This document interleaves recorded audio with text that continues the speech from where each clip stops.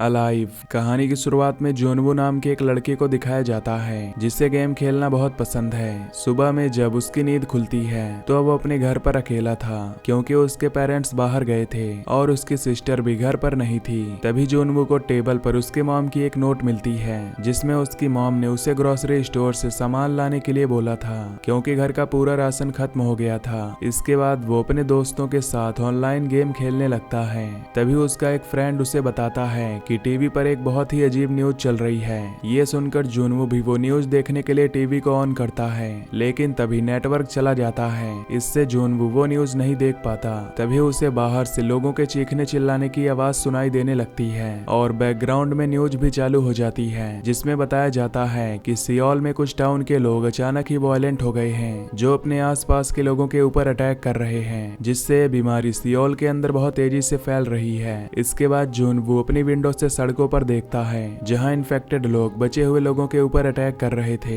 और सभी लोग अपनी जान बचाने के लिए यहां से भाग रहे थे। इससे वहां का माहौल बहुत ज्यादा खराब हो गया था। उसे अपनी फैमिली की चिंता होने लगती है। इसी बीच जोनवू का एक पड़ोसी लड़का उसके घर में घुस जाता है जो बहुत ही ज्यादा घबराया था, लेकिन जोनवू टाउन की सिचुएशन को देखते हुए उसे अपने रूम से निकालने लगता है क्योंकि अभी उसे पता नहीं है कि बाहर क्या चल रहा है। इस पर वो लड़का जोनवू का बाथरूम यूज करने के लिए रिक्वेस्ट करने लगता है। तब जोनवू उसे परमिशन दे देता है। तभी जोनवू को न्यूज से पता चलता है कि जो लोग इन्फेक्टेड हो रहे हैं कुछ समय बाद ही उनकी हरकतें बदल रही हैं और उनकी आंखों से ब्लीडिंग हो रही है। इतनी देर में वो लड़का भी बाथरूम से आ जाता है। उसकी हरकतें बदलने लगती हैं और अब उसकी आंखों से ब्लीडिंग शुरू हो जाती है। ये देखकर जोनवू बहुत डर जाता है क्योंकि वो समझ जाता है कि वो लड़का इन्फेक्टेड है। इसके बाद जोनवू उसे बाहर जाने के लिए बोलता है। तभी वो इन्फेक्टेड आदमी उस पर अटैक कर देता है, लेकिन जोनवू किसी तरह उस इन्फेक्टेड लड़के को बाहर निकाल देता है और दरवाजे को लॉक करके वहां पर फ्रिज रख देता है जिससे कोई भी इन्फेक्टेड आदमी अंदर नहीं आ सके।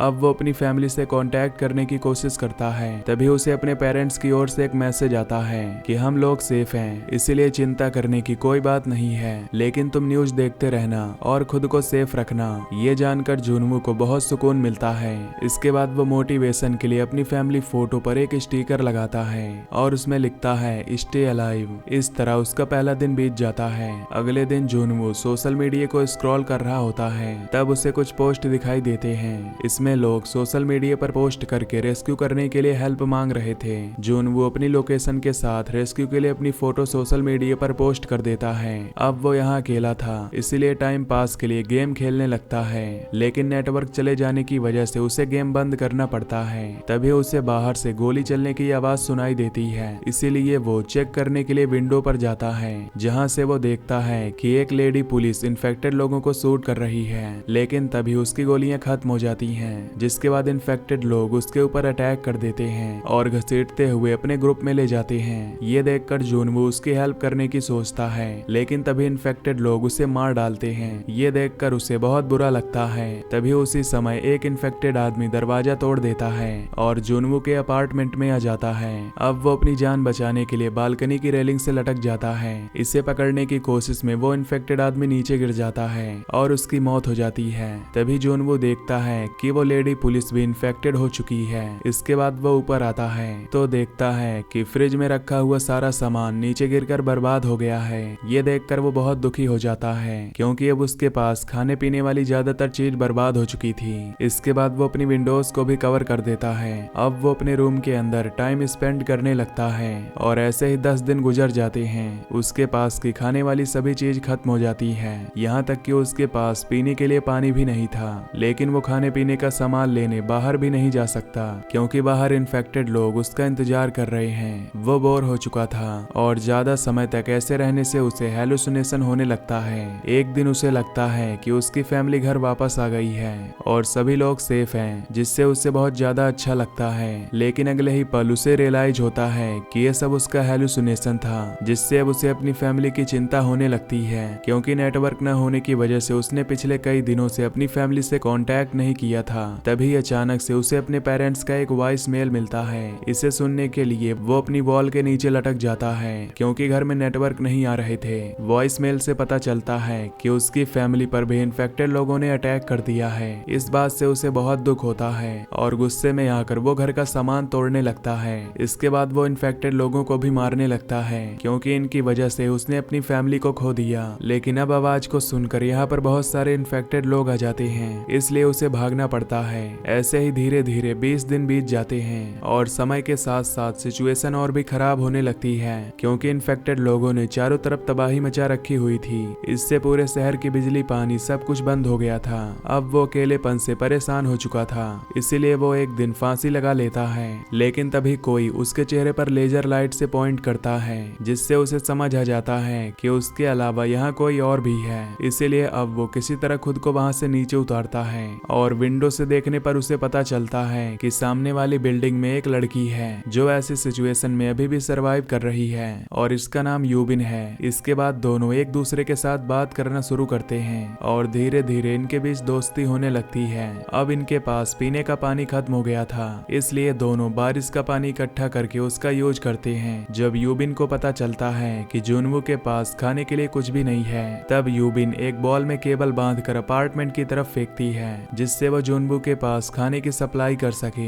लेकिन वो बॉल नीचे गिर जाती है। इसके बाद जुनवू अपनी ड्रोन की मदद से उसके पास एक वायर भेजता है, जिससे जुनवू और यूबिन के बिल्डिंग के बीच एक जिप लाइन बन जाती है। इससे यूबिन जुनवू के पास खाने की चीज भेजती है। अब जुनवू जैसे ही खाना शुरू करता है, तभी एक इन्फेक्टेड फायर फाइटर यूबिन के अपार्टमेंट से लटकी केबल को पकड़ लेता है, जिसे यूबिन ने जुनवू के पास फेंका था, लेकिन वो गलती से नीचे गिर गया था। उस केबल को यूबिन ने एक टेबल में बांधा था, इसीलिए इन्फेक्टेड फायर फाइटर जब केबल को खींचता है, तब टेबल यूबिन से टकरा जाती है, जिससे वो नीचे गिरकर बेहोश हो जाती है। अब वो ज़ॉम्बी यूबिन के अपार्टमेंट में चढ़ने लगता है। ये देखकर जुनवू बोतल फेंककर उसे डिस्ट्रैक्ट करता है, लेकिन जुनवू का ये आइडिया काम नहीं करता। इसके बाद वो अपने ड्रोन से उसे डिस्ट्रैक्ट करता है और इसी बीच वो इन्फेक्टेड फायर फाइटर ड्रोन को पकड़कर तोड़ देता है। अब वो यूबिन के अपार्टमेंट में पहुंचने ही वाला था, लेकिन तभी यूबिन वहां आकर उसका हाथ काट देती है, जिससे वो फायर फाइटर नीचे गिरकर मारा जाता है और यूबिन की जान बच जाती है। अब धीरे धीरे यूबिन और जुनवू के पास खाने का सामान खत्म हो गया था। इसके बाद वो दूसरे अपार्टमेंट में जाकर खाने का सामान खोजने का डिसाइड करता है, क्योंकि यूबिन से मिलने के बाद वो सरवाइव करना चाहता है।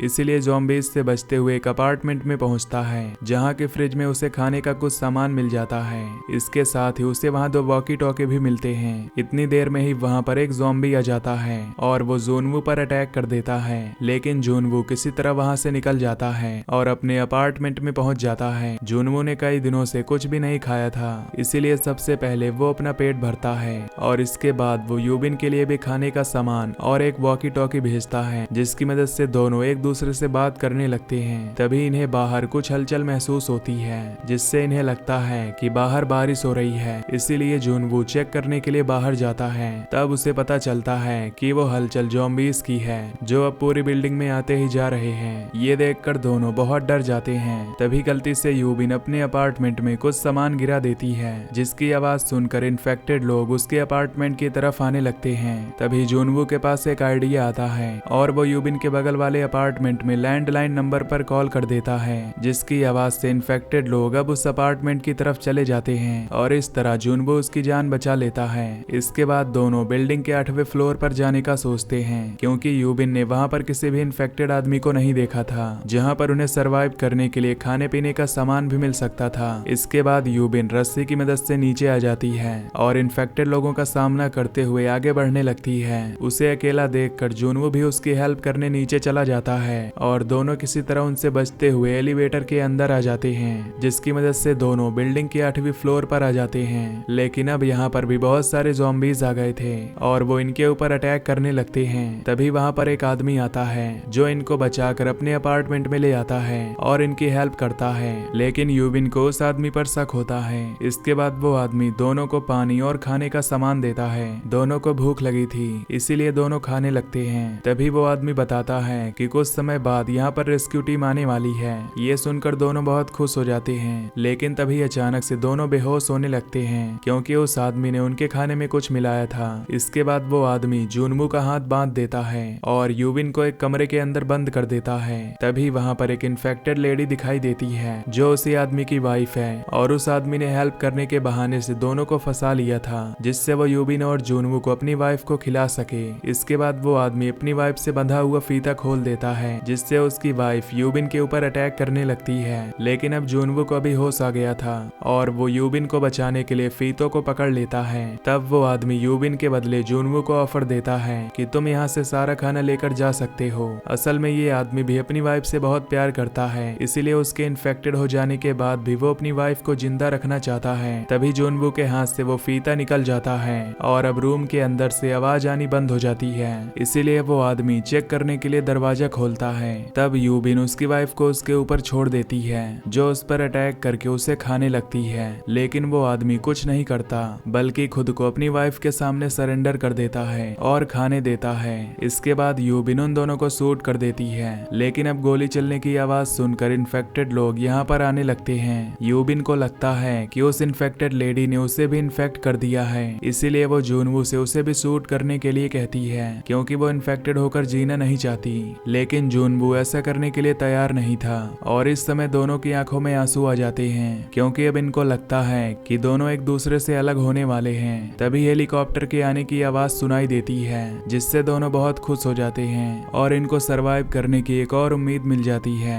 इसके बाद दोनों रूफ टॉप पर जाने के लिए निकल जाते हैं, जिससे रेस्क्यू टीम इन सबको देखकर इनकी हेल्प करे। लेकिन अब इनके पीछे से इन्फेक्टेड लोग भी आने लगते हैं। इसके बाद वो यूबिन को रूफ टॉप पर जाकर रेस्क्यू टीम को सिग्नल देने के लिए बोलता है, जिससे रेस्क्यू टीम को पता चल सके कि इस बिल्डिंग में कोई सर्वाइवर है। अब यूबिन रूफ टॉप पर आ जाती है, लेकिन उसे वहाँ कोई भी हेलीकॉप्टर दिखाई नहीं देता। इसके कुछ देर बाद जुनवू भी रूफ टॉप पर पहुंच जाता है और यहाँ के दरवाजे को लॉक कर देता है। जब जुनवू को भी यहाँ कोई भी हेलीकॉप्टर दिखाई नहीं देता तो वो भी बहुत अपसेट हो जाता है। उसकी आखिरी उम्मीद टूटने लगती है। तभी ज़ॉम्बीज़ दरवाजे को तोड़ देते हैं और रूफ टॉप पर आने लगते हैं। ये देखकर वो उन्हें शूट करने लगता है, लेकिन अब उसकी सभी गोलियां खत्म हो जाती हैं, जिससे वो दोनों अपनी आखिरी उम्मीद भी खो देते हैं। लेकिन तभी यहाँ पर रेस्क्यू टीम आ जाती है और इन्फेक्टेड लोगों के ऊपर फायरिंग करने लगती है। इसके बाद दोनों हेलीकॉप्टर में चढ़ जाते हैं और टीम इनको इस एरिया से बाहर लेकर चली जाती है। साथ ही दोनों के फोन में नेटवर्क भी आ जाते हैं और इनके फ्रेंड्स के मैसेज आने लगते हैं। अब दोनों वहां से बाहर निकलकर बहुत खुश थे,